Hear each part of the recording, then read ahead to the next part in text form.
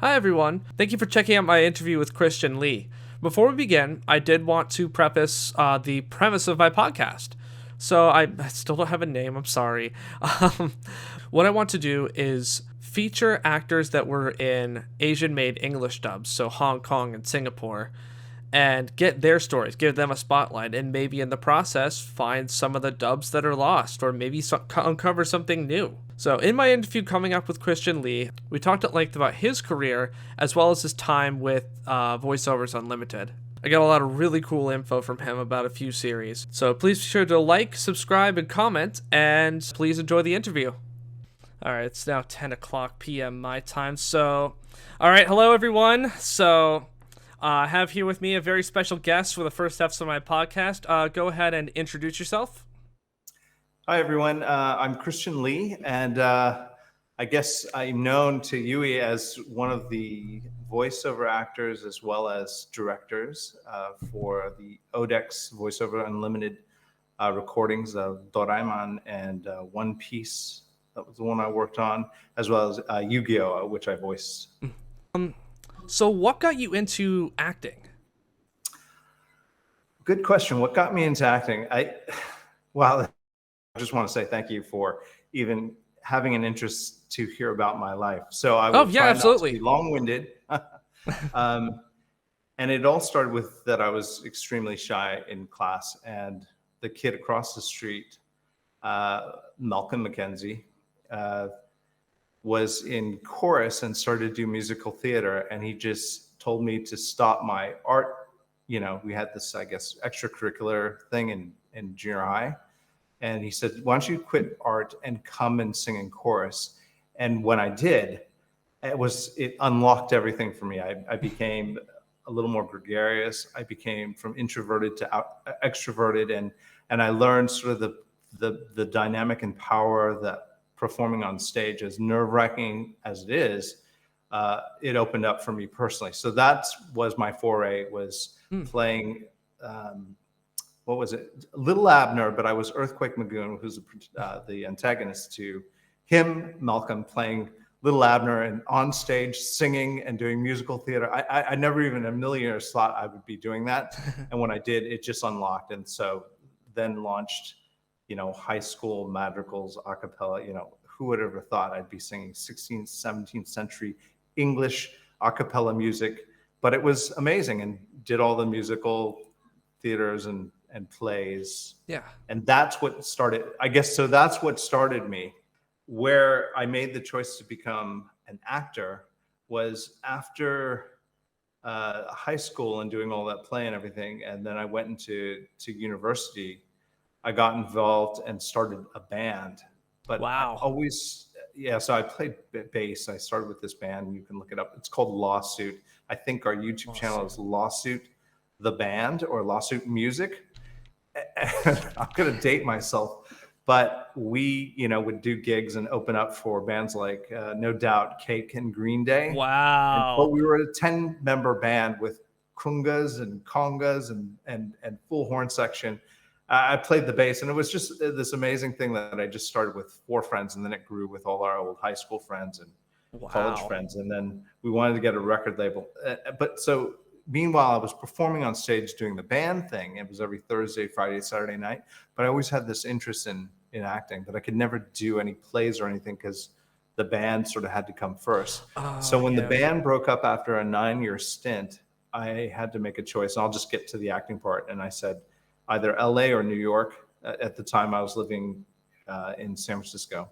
Oh, wow. And I just said, who are all the actors I respected? And I started to research their background. Where did they study? Everything, from Robert De Niro down the line, Meryl Streep. And it's like, that's New York. It's not LA, it's New York. I have to go to New York. And so I packed it up and went to New York. And then after studying with Bill Esper, it was fantastic. And just, doing the whole paying the dues and, getting agents, doing that whole thing in New York, then it was time to meet some other goals. I was, getting some work. I was living as an actor in New York, but the other goal was to travel. I always loved traveling, and I always wanted to come to Asia. So I thought I could package 2 in 1. And I heard of this place called Singapore, right? And where they had a second English channel that just started. So I was like, English channels, they're doing dramas? You mean I could actually play the lead role and not just sort of your stereotypical Asian role, which was the doctor, gang member, delivery boy, scientist. So I said, okay, I'll go for a week to Singapore and I'll try and hustle, make connections, and get some work. And if it doesn't pan out, I'll go to Bali, have a really nice time, then go back to New York and go back to the life I have there. So what ended up as a 1 week venture out, try and get work, met Jose Myung, showed me around, introduced me to an agent, everything opened up, and it turned into a 9-month nonstop working. I got to play Romeo and Juliet in an uncut version at one of the old theaters here, which is the Victoria Theater. It's been redone, but it kept all its beauty and splendor. I mean, it just opened up it's like, okay, I get it. Okay, there's the second English language, but it was a thriving theater community, and it was just sort of the right place at the right time. Wow. Or I was the right fit, I guess I should say. Yeah. That's then when I met Chuck Powers, and he's a theater guy, and he just said, "Yeah, I love theater." And I was like, and I'm about to embark on this project where there's this company called Odex that has secured all the rights to do the redubs and sell these redubs around the region. And they're going to be focused on Southeast Asia for the English dubs because they can bring down the cost. Obviously, You might be familiar with SAG and unions, which is great because it protects the voiceover artists. It's just that for these markets that are opening up, they can't afford those rates. The market the business model doesn't work. So he would take non-union voiceover talents and find them, oddly enough, all in Singapore, whether they were Americans or whether they're Singaporeans. Yeah. And I have to say, I have met so many Singaporeans that can do every voice dialect under the sun. You want British, you want neutral Singaporean, you want, Hong Kong, you want American, they'll deliver. Wow. And that's what opened the world to sort of voiceovers. I had done commercial voiceovers just as an actor, not really in New York. Well, one missing piece was in San Francisco. I was a talent agent, and which is really funny. So I worked the kids department as well as I'd help out with the voiceover department. And I'd see these voiceover artists, the best personalities ever. They'd come dressed, it's California, San Francisco, like flip-flops, t-shirts, and they're older gentlemen, middle-aged, and they're like, "Hey, how are you?" And they have this amazing ability to use their voice to portray a message, a story, a character. And they have just this amazing life. I always was jealous. I want to be a voiceover actor. That's sort of how that connected from me being an agent to then saying, I don't want to be an agent. I want to be in front of the camera. I want to be I want to be the performer, the thing that I was in junior high and high school, the thing that unlocked me to come out of my shell. I want to do that. Total chance, I'll just have to say, it's a crazy thing to say, okay, I really want to go and make it. I'm going to pack everything and just go to New York with a little nest egg that I made. And as you probably know, in your day job, you sort of build that nest egg to be able to afford the things you want to do. Yes. In this case, I built this nest egg, and then I said, okay, and at the time, it was the whole silicon boom right before the bust, right? Yeah. In the early 2000s. So, I mean, I was just working at a headhunting firm, placing contractors, engineers, trying to build the first mobile device that could surf the internet. That's how exciting Silicon Valley was at the time. And I remember a lot of startups like, "Hey, Christian, you're really good at sales. You want to be part of our startup?" And I was like, "Thanks so much. I really enjoyed, working part-time for your company, but I'm going to go to New York and be an actor." Like, who would have thought I could be a billionaire? Who knows? Woulda, shoulda, coulda. Anyhow, back to Singapore. It was just my interest in voiceovers, being able to have an opportunity to voice characters, and the fact that they had all the rights to do remakes. I'll stop there to let you ask another question, but then I'm more than happy to segue into what that experience was like Yeah. with VoiceOver Unlimited. At this point, I explained to Christian what this podcast was generally going to be about, and we got into a discussion about these lost dubs and the efforts that go to find them and preserve them, and more specifically, our recent effort to find the Doraemon VoiceOvers Unlimited dub. Yeah, the unfortunate thing is they're harder, as you can attest. I was trying. I mean, it was so long ago, but I would like to get my hands on this as well, Yeah. and as well as just the fact that there is kind of a community out there that is interested to see these. I mean, Yes. to hear them. Well, a lot of work and effort went into them. Yeah. Well, why don't I just pick it up there, because I have to kind of give credit where credit is due, and that is everything starts with a great story and a great Yes. script. So with these series, the fact that they're crafted, I mean, the animation's so great, Yes. and they're so touching and so cute, and just great to be a part of it. But it really starts there. So these have stood the test of time because Yes. story is and character building is just really tight.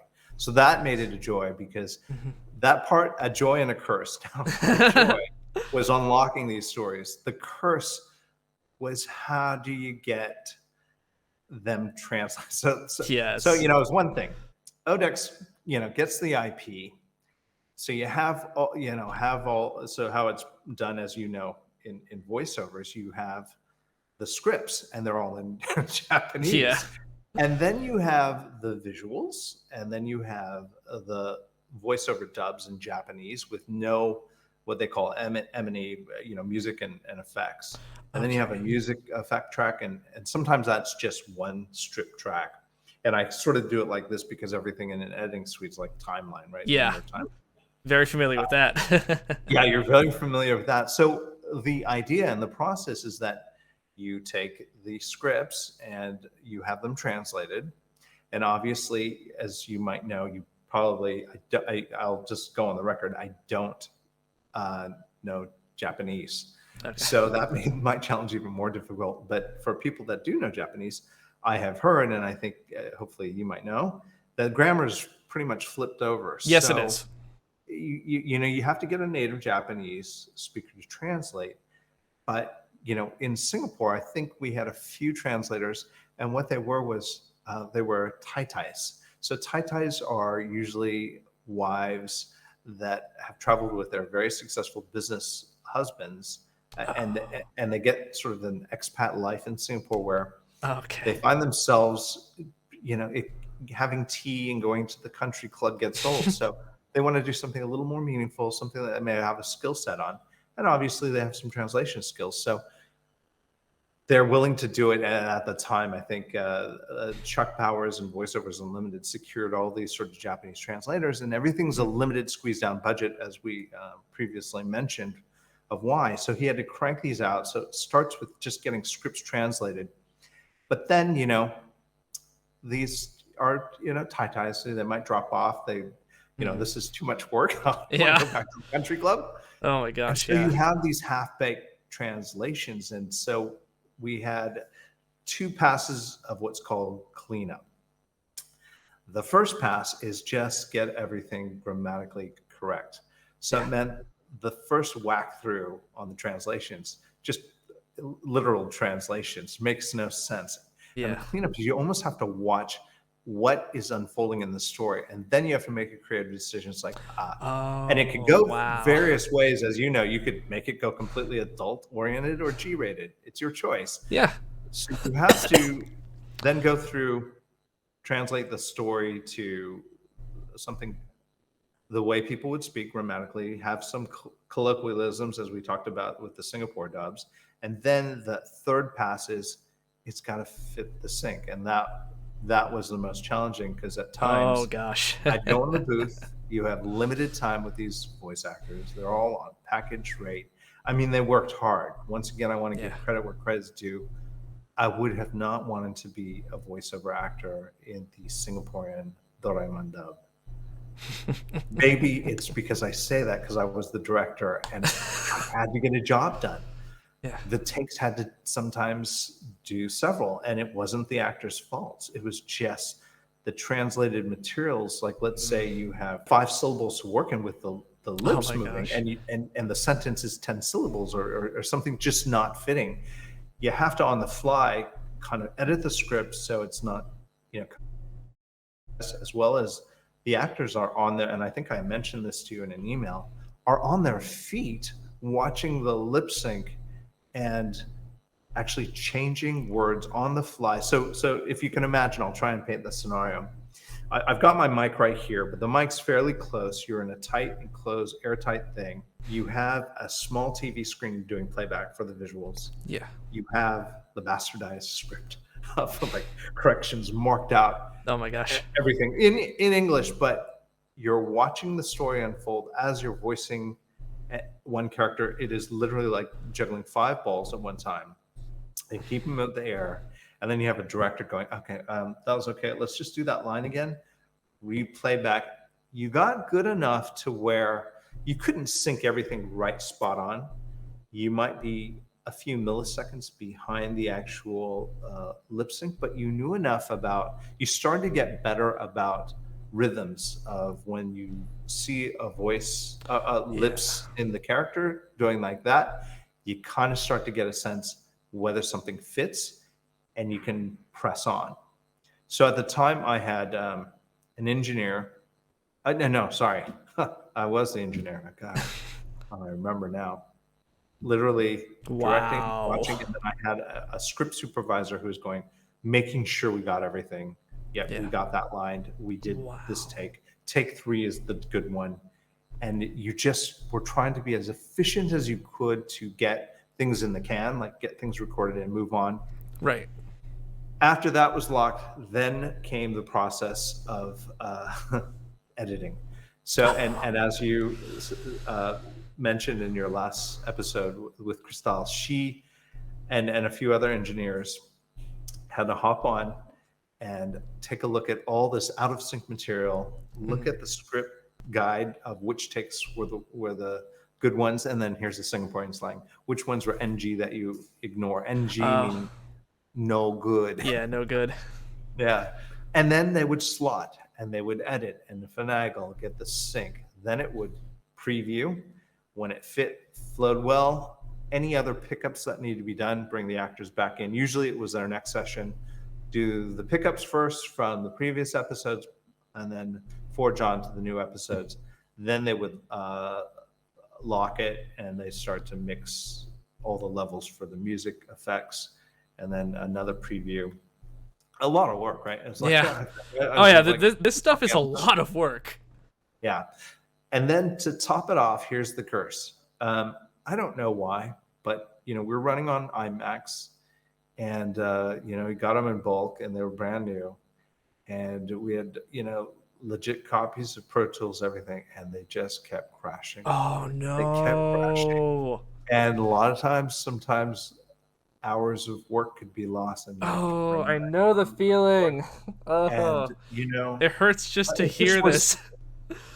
I know, and it was tough back then, right? I don't think we had SSD drives. Everything rendering took overnight. You did an Oh my episode and render, gosh. like it just was painful. Like we're so lucky to be living in this age to see how far technology's Yeah, come in terms of media truly. production.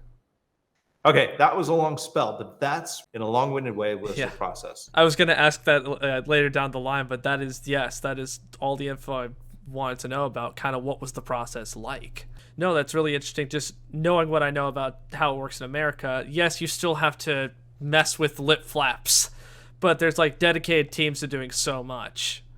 Like I couldn't Yeah. imagine doing it with the tiny team you have with like you said, you had very talented people behind it that could work with it. But yeah, it sounds like Yeah, it's definitely shoestring budget. So in a way, ignorance was a little bit of bliss.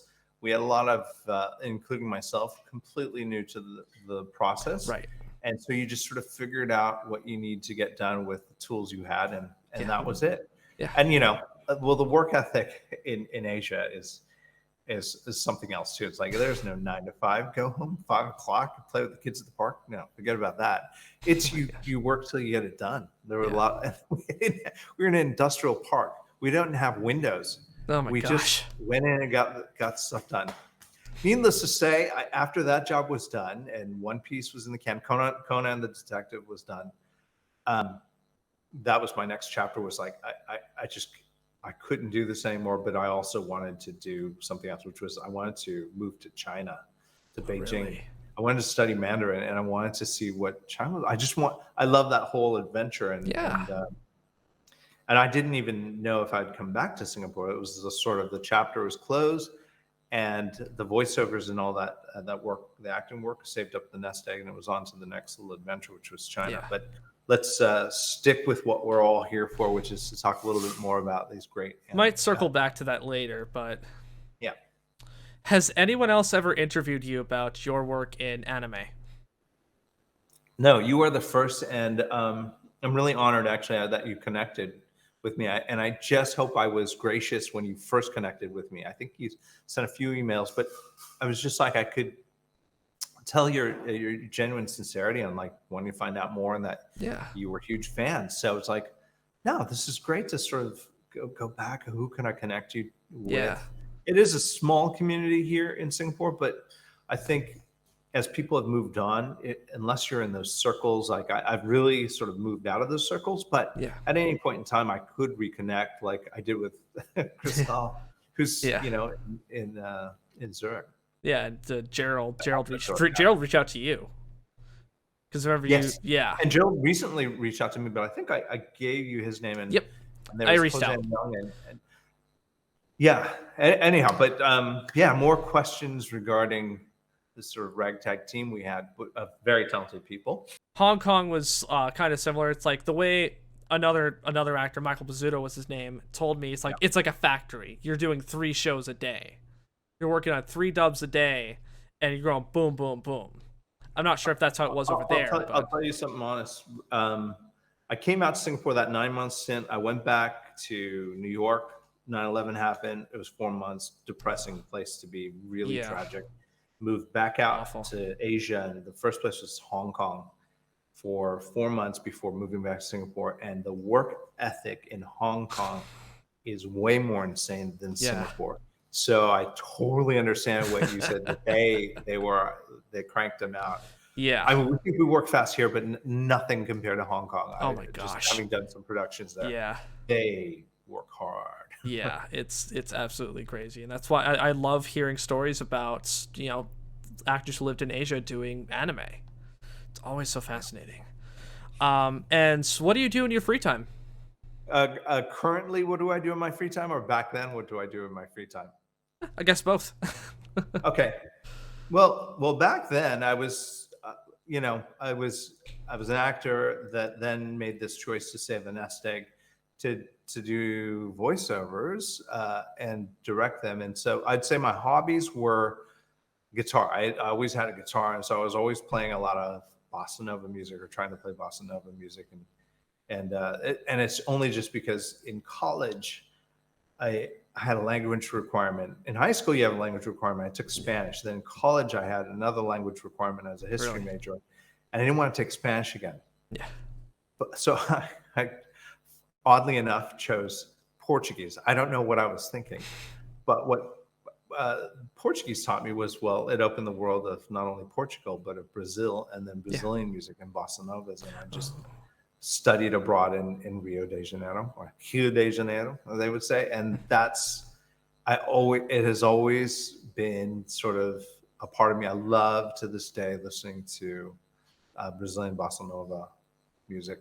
So music, I love. I wish I could play more. So currently now, I wish. So what I do in my free time, it's not really my free time. It's a family man. So I have 2 small kids Aw.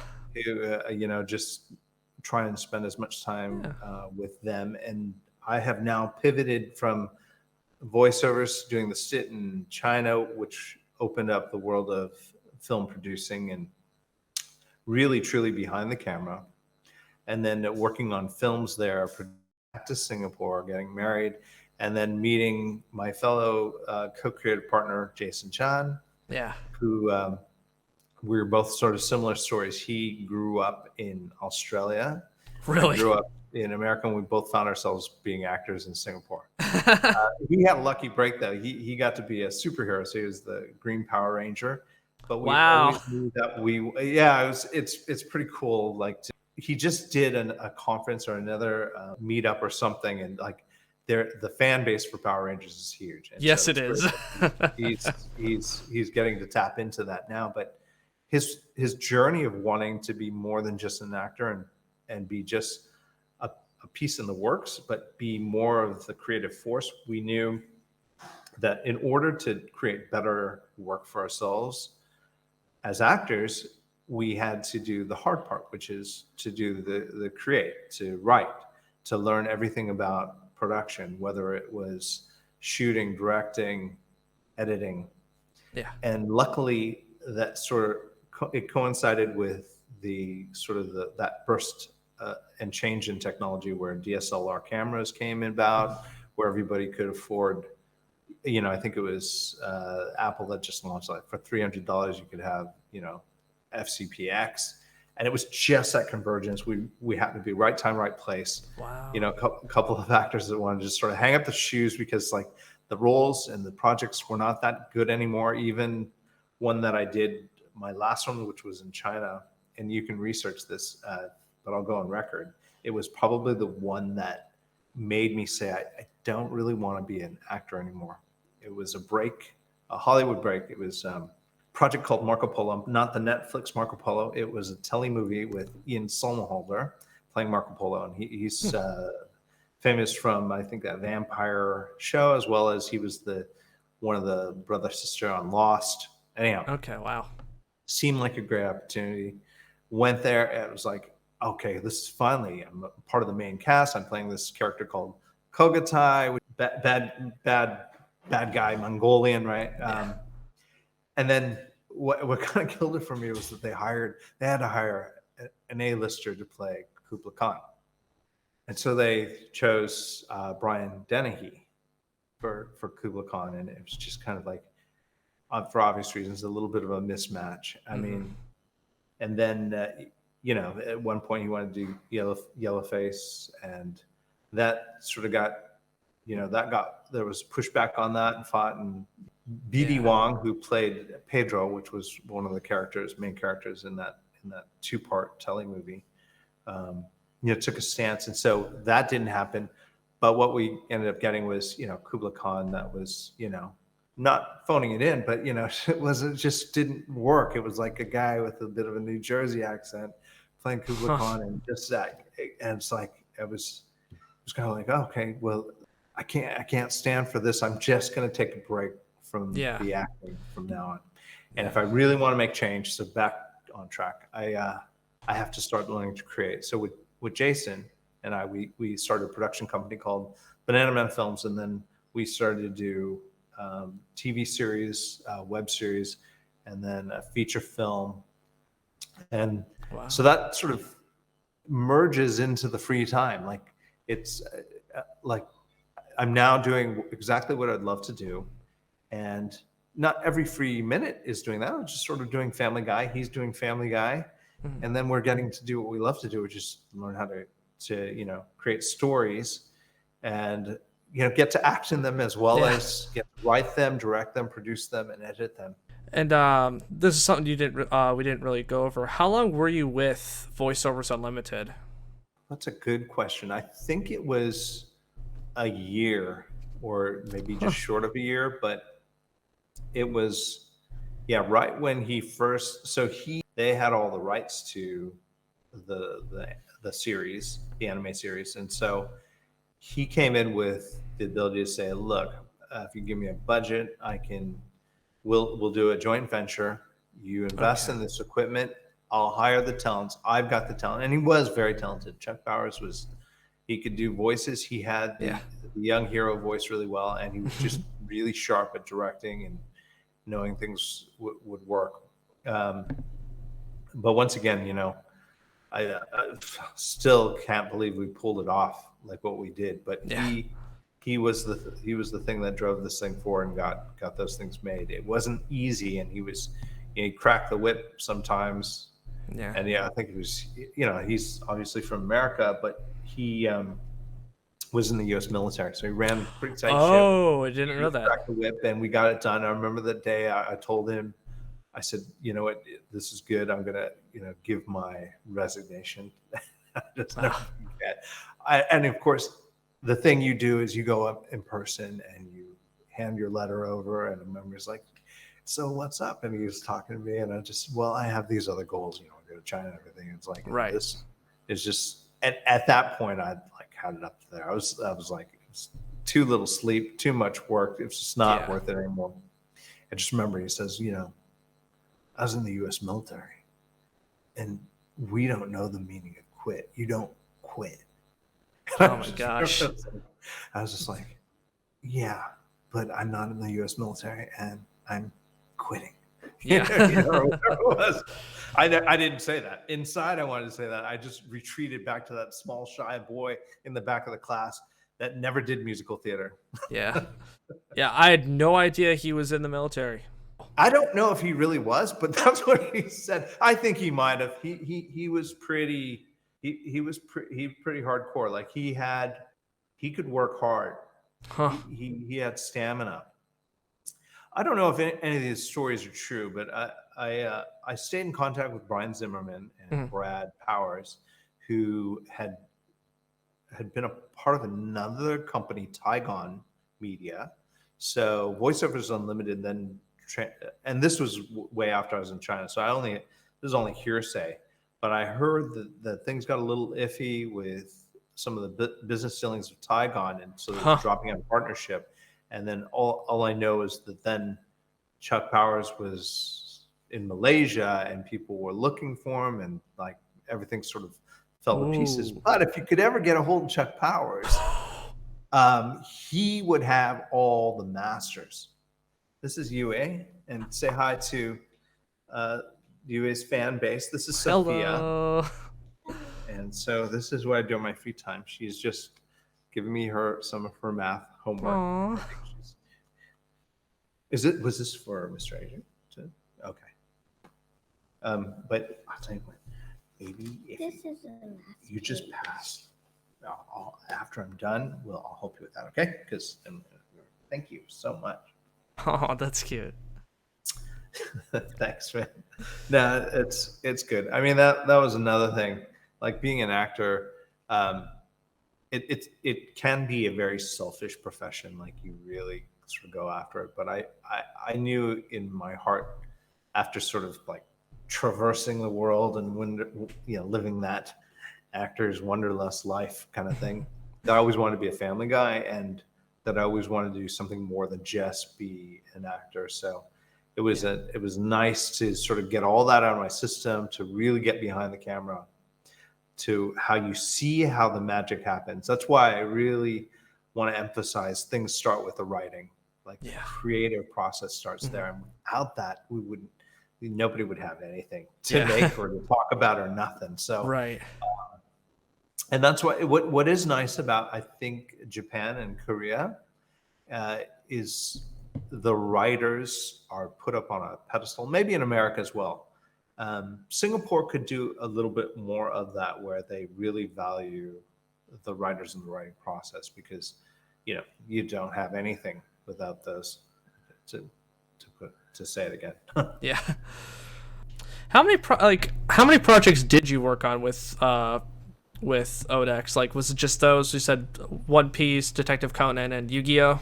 And yeah, if memory serves. So the ones I actually directed, I think I had mentioned to you, that was Doraemon and Detective Conan, and One Piece. I only directed a few episodes, not much. Chuck, that was his project. Yeah, it was Chuck and Brian.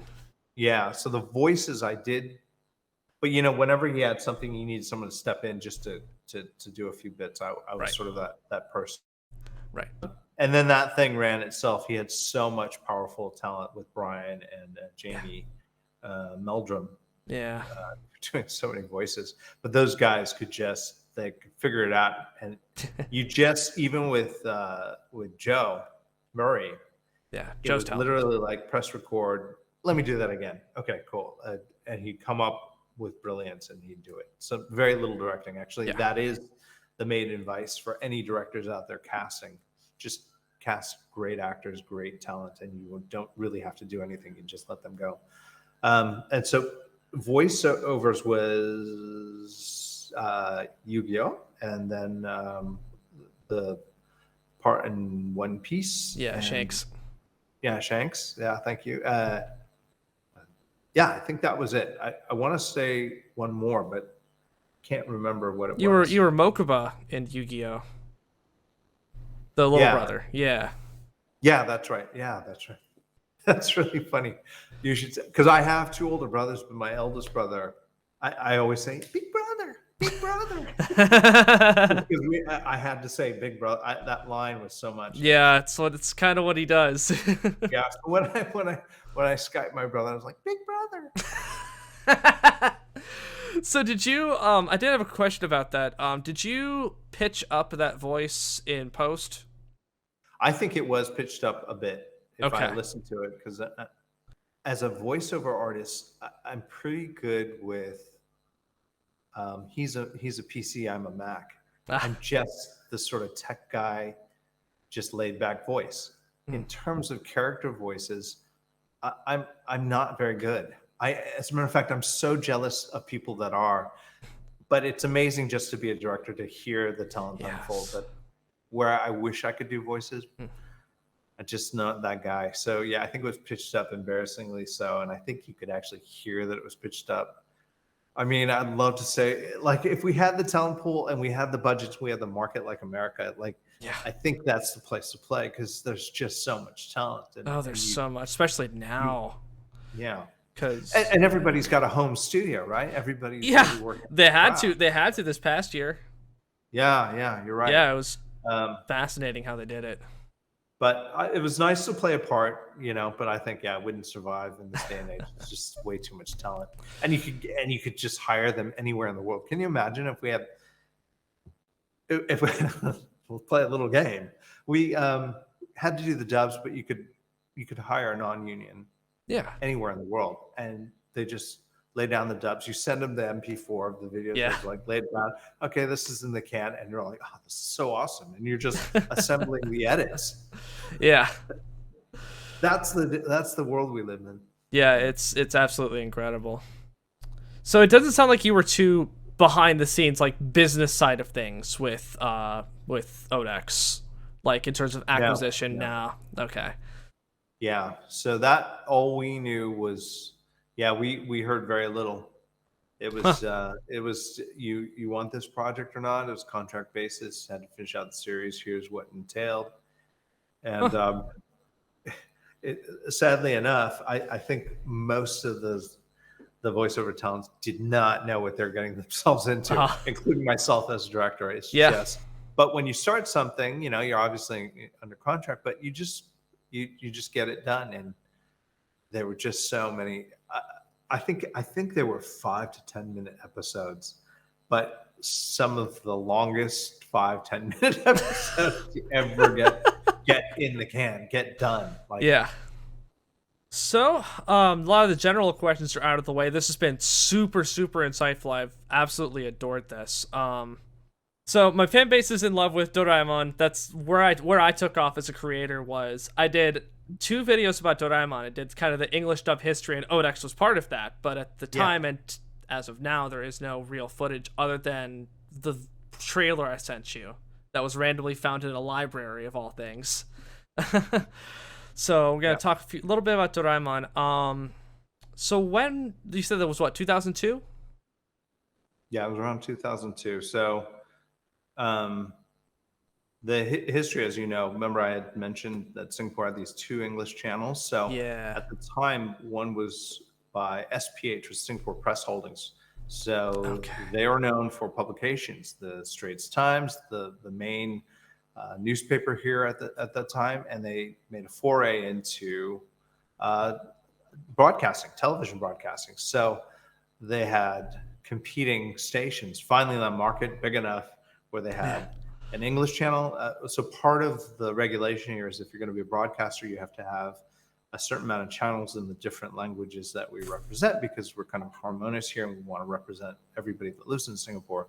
So it was Channel I was the English station for the brand new station SPH.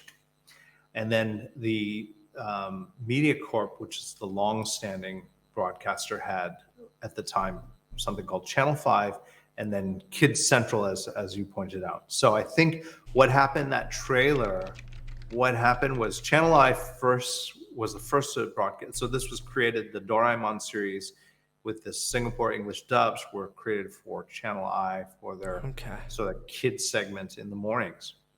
Then there was an acquisition, and MediaCorp then took over all of the Media Works, including Channel I, and then I think they took that content and they started probably broadcasting on their Kids Central.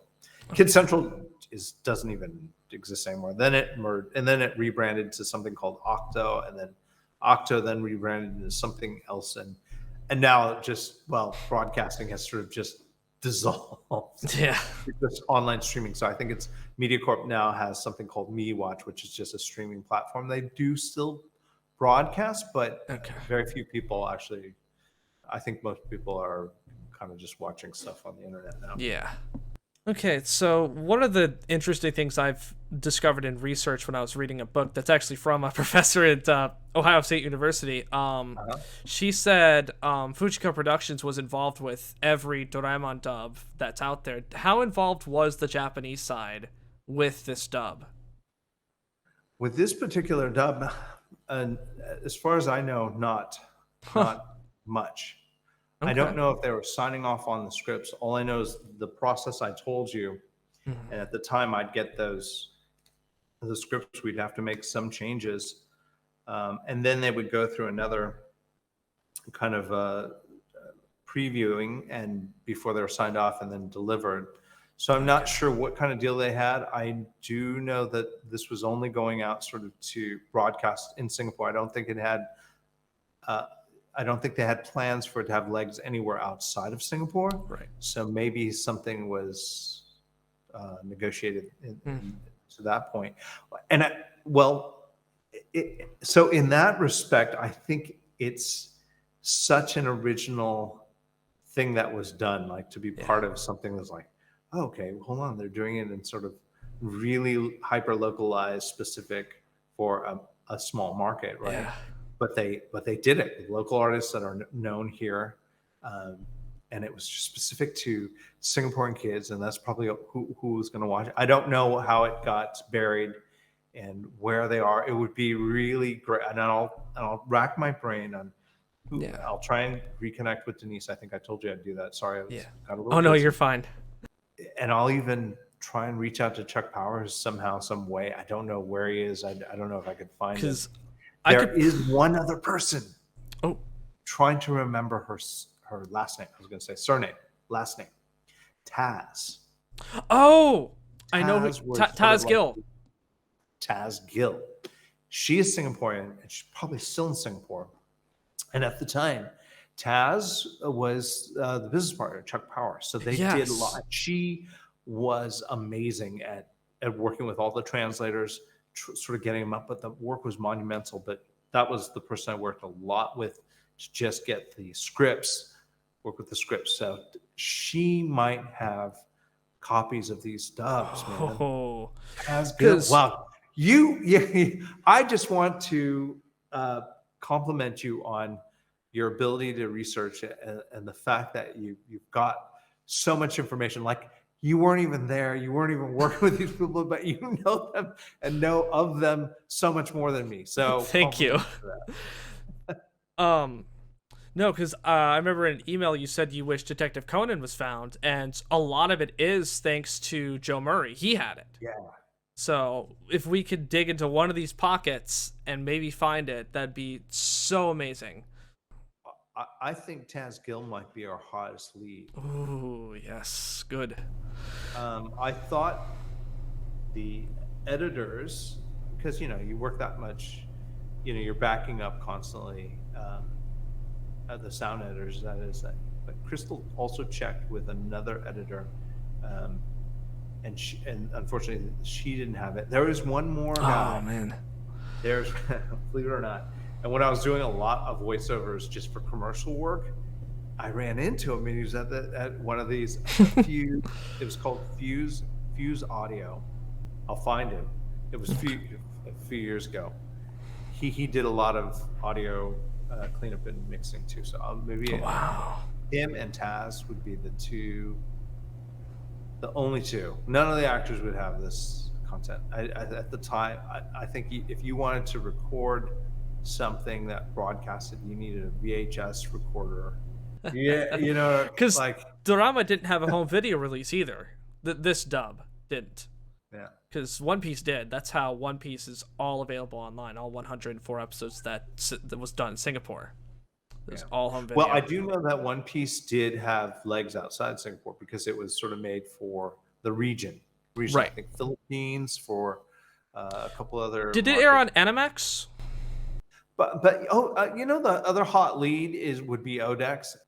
It's a family business. I remember it was two Really? brothers and a sister, and they popped by the studio. Obviously, they were the investment arm. They had to see what their investment dollars were going into. They just wanted to know that it was being delivered so then they could sell it. And Chuck Bowers and Taz with Voiceovers Unlimited were the execution team. So they'd go, yep, this is what we did. We rented this space. We got this equipment. We have this staff. And they'd pop in. And I knew it was they would be, I'll see. I don't know if I could reach out to them that I'm here, but I would almost think that they would have masters as well, because they're the ones who paid for all the work to be done. Right. Okay, you mentioned the accent of the dub being Singaporean neutral. How does that sound? I've never heard that before. Yeah, unfortunately, if I tried now, it would be a real embarrassment. So I won't even try. But if you think about the history of Singapore, it was a British colony. So, and then of course, it was part of Malaysia. So you have a sort of a strategic port, city, island, state, country that had immigrants from China, from all over the world, really. And once it became a British colony, you had a lot of Europeans coming here, a lot of Dutch, a lot of British. So what they followed for the education system, and then the official language is Malay. So the Singaporean armed forces, all the commands are in Malay, and so that history is ingrained there. But the unofficial language that's used for business, if you were going into court, any legal document, is in English. Really? And they followed a lot of the English laws and school system. And I'd have to say that sort of this neutral accent is sort of a mixture of everything, where in Chinese, the grammar is you say something straight to the point. Like it could be one word, where in American English, you have to say in a whole sentence. So I'm trying really hard not to actually do the neutral accent to spare myself the embarrassment. It's distinctly Singaporean. They say neutral, but like neutral from what? Exactly. I guess it's neutral to Singapore in terms of, okay, yeah, that's neither British, it's neither American, it's neither what they call Singlish, which is just really colloquial, sort of the way people speak naturally if you're from Singapore. So it's sort of combining a sort of a neutral thing, like, because the broadcasters, for a long time always had these policies where no Singlish, no, everything must be in a standardized process sort of way. But that's not how you build identity for a country. And I know this is a big, huge debate as to the Singaporean identity and like why place regulation on that. So for, it should just sort of develop organically. Anyhow, so maybe what we were, because it was being broadcasted, so we had to be careful to make sure it had a lot of slang, Yeah. And so Maybe that's kind of what they Okay. mean by neutral. But you know what? We're going to do better than that. We're going to try and find actual footage so people can hear it. Yeah, Right? exactly. Yeah, I'm sure it's out. I'm sure someone has it. Okay, so the character names stayed the same. Did you rename any of the gadgets? Okay. That's a very tough question for me. Okay. I can barely remember all the gadget names, and then I wouldn't even know the real gadget, the Uh, original gadget names. yeah, like the Takikopter. Because I think some of the names slightly changed too. I'm not sure, but Huh. maybe you can actually enlighten me a bit. Maybe name some gadgets, and then I'll tell you if it rings a bell with me. The two most common are the Takikopter and the Anywhere Door. Yeah, I think we retain those original names. Okay. All right. Yeah, I was just curious Don't about put that. your podcast. Confirm. Christian Lee, confirm. Yeah, I'll just say, Be careful with grain that. of That's salt. I Those are think just like so. two of the Yeah. hundreds and hundreds and hundreds that he uses. I have some fan questions. I think I know the answer to this, but was the music changed? No. Okay. So the theme song was the original. Okay, yeah, because Christopher Walker asked about the theme songs, and Applehead14 asked about the music itself. Yeah. So once again, we actually had the strip of M&E, so we had all the original music that Okay. we just used. Okay. I think that's it for Doraemon questions. So, again, shout out to Christopher Walker and Applehead14 for adding those couple questions in there. Yeah, so with Detective Conan, I'm a fan of Detective Conan. Not as big a fan as other people I know, but Yeah. it's so heavily built on wordplay, and I know that's one of the challenges of putting this in English. How did you work with that, or did you work with that? Were you involved with that aspect of it? Wow. Okay. I'm gonna really rack my brain Yeah, it's here. okay if you don't remember examples. It's like, I don't really remember any examples, but I do know that I was really, really thankful to have Joe Murray as Detective Conan, and the fact that we had liberties to make it work, yeah, and the fact that it was such a great, adorable, series where the mysteries get solved every episode. yeah. That he had a lot of input, and it was just like I'm telling you, at those hours, it was just like Joe, myself, and then the script supervisor writing down which ticks were good, and it was just, yeah, how about this? How about that? Okay, I know what to do. Boom, he'd do it. And so a lot of credit I will I'll give to Joe Murray, just Yeah. being a very smart guy. 'Cause I would, Being very talented. oh. Yeah, you're helping my memory again. I do remember, yeah, some of the puns were really good. Well, once again, Joe's been around the block, Joe Murray, Yeah. and he could pick up a lot. But I like the fact that we kept the Japanese names. I mean, Yes. we might have butchered a lot of them, but it was quite fun. Yeah. Again, I'm just once again talented for all these names that are so foreign, just whip them out. And as when you're reading a script, but it's never reading, you're talking, and Yeah.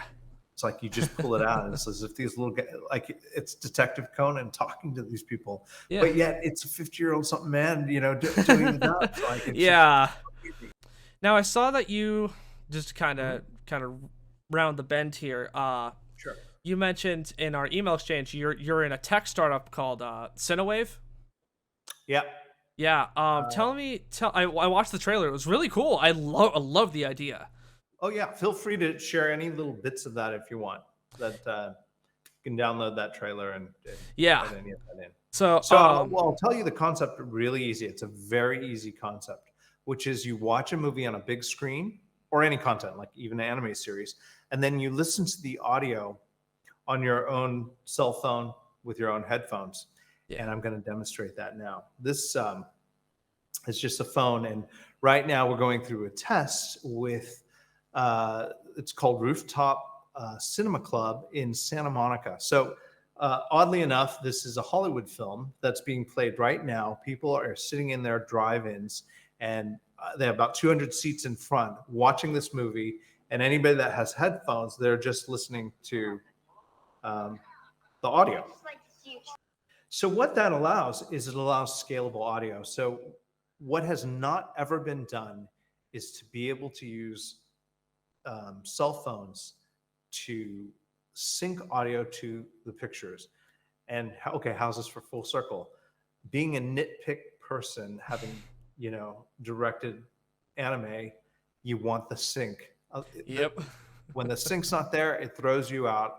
I mean, so to be able to get the technology to the point where you can listen to the audio on your mobile phone, and it doesn't matter where you're standing. You could be on a cliffside at a beautiful beach and watch a big screen and have that beautiful breeze, and everything's in sync, and you have the immersive audio, and maybe you have your Bluetooth audio headset and you're having a picnic with your drinks and sandwiches, and you're immersed in the world because audio is so important. So I guess connecting all my dots, knowing that audio is so important, it was great to be able to build sort of a tech startup and the technology. And first ever, world first. So it's patent pending. And we're right now in testing pilot stage with, rooftop cinema. What we'd love to see come about is sort of preserve the big screen magic. I think it's been really, really tough for cinemas because of COVID and with streaming and piracy, and you go down the line of what's sort of killing the big screen magic. This is one way of utilizing technology to salvage the. Yeah, it's really cool. So, because you were mentioning you were getting out of acting, and you were talking about when you were starting acting, you were going to go into tech. Yes. So this is kind of circling back to that. I finally get to be in my unicorn tech startup. Because when you said that, I'm like, that connect the dots. If there's one piece of advice, having lived this, is to just keep doing what you love to do. Eventually, everything does start to make sense and come full circle for you. Yeah. Keep falling apart. Yeah. Had a random question here from I got this earlier from Discord. I had one person ask me this, and I'm like, you know what? This is such a funny question. I'm gonna ask it. Someone named Phi asked, "What do you think of Pokemon?" I have no idea. My kids love Pokemon. Okay. And, but to me personally, I mean, maybe it's just because it just never really had an impact, Pokemon. Right. So, but I guess it was just a random question. I saw it, I laughed. I'm like, you know what? I'll ask him. Yeah. What do I think of Pokemon? It's cute. It's sort of iconic now. Yeah, it's the biggest. It's the biggest media franchise in the world now. Is outsold. I think Star Wars had it for a long time, and now it's Pokemon. Oh man, yeah. Okay. So what else is on the horizon for Christian Lee? Well, I think a Cinewave to sort of go out there and create some really unique experiences. I'd love to see Cinewave being used for some of the anime movies and anime series. And the reason why is because it has the power to bring people together.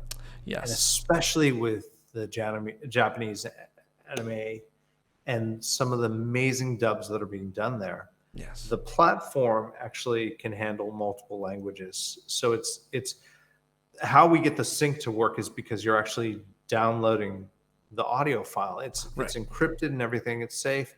But what that means is you can download any language that you have the dubs for. You simply download that dub and you're all watching, laughing, and enjoying the movie at the same time, but in the language. And maybe you're working on different languages. You can toggle between languages. Okay, wow. Yeah, I think that's all the main questions I have. Did you have anything else that you want to discuss or bring up, or something I missed? No, just want to thank you again. Oh, absolutely. Really, it's an honor because you have put so much time, dedication, and work. And I kind of want to see the quest get fulfilled. So let's try and fulfill the quest. And even if it's a little promo or trailer. Yeah. Cool. Well, what a fun and awesome sort of hobby you have, or lifestyle. I mean, just how fun is it? Because it's like endless amounts of things to. I get so many requests. I get so many requests for things to do. I'm like, I wish I could do them all, but I also have a 9 to 5 I do. And congratulations on your podcast, because Thank you. getting that up is not easy. So Yeah, you just but it sounds getting good. Like printed. you're doing great. Keep it up, Thank you. because I think people love it. And your edits are tight. Like they're just like, oh, right to the information, right to the gold. I get it. Okay, Yeah. boom. Thank you. Yeah, thank you so much for the praise. The conversation wrapped up off of recording. We just exchanged some contact information, and we are going to continue our quest to get the Doraemon dub.